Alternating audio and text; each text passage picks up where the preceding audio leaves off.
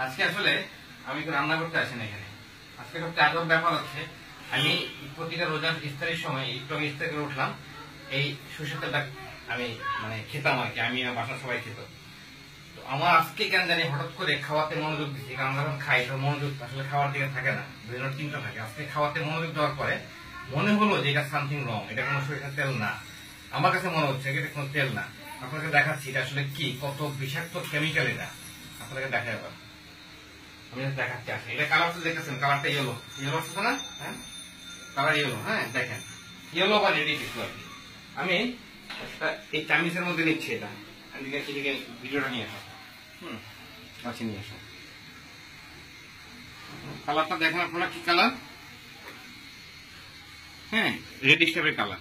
এখন দেখেন আমি আগুন দিলাম, হিট করতেছি। আপনারা বাসায় জিনিসটা একটু প্র্যাকটিস করে নেবেন, মানে দেখবেন আর ট্রাই করে আমি রাইট নাকি রং।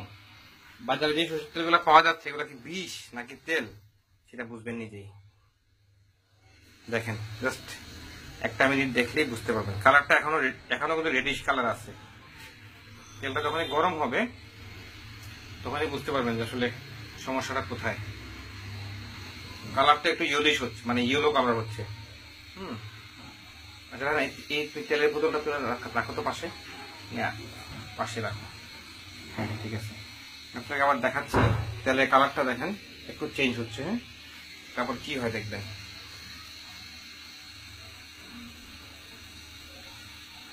অবাক করার মতো ব্যাপার আর কি, আমার প্রথমে তো বিশ্বাসই হয়নি।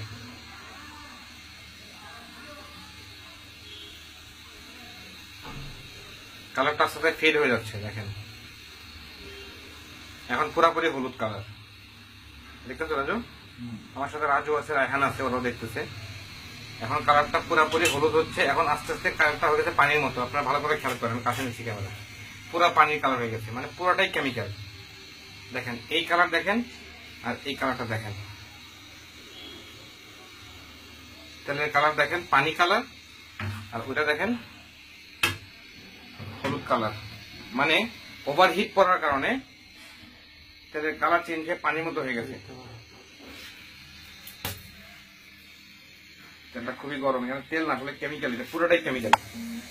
তো দেখতে পাচ্ছেন কালারটা, আর মানে ইয়েলো কালার নাই বা রেডিশ কালার নাই, পুরাটা পানি। আমরা পুরা রোজার মধ্যে বিষ খেয়েছি বলতে গেলে এতদিন, পুরাই বিষাক্ত কেমিক্যাল এতদিন খেয়েছি। এবং কোন ধরনের ঝাঁজ নাই, কোন পাচ্ছ? ঝাঁজ পাইতেছো? কোন ঝাঁজ পাইতেছো? কোনো ঝাঁজ নাই, মানে সরিষার তেলের ঝাঁজটা কিছুই তো নাই।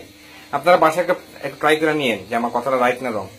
আমরা এতদিন আসলে বিষ খাইছি, মানে সরিষার তেলের নামে বিষ খাইছি এতদিন। ধন্যবাদ।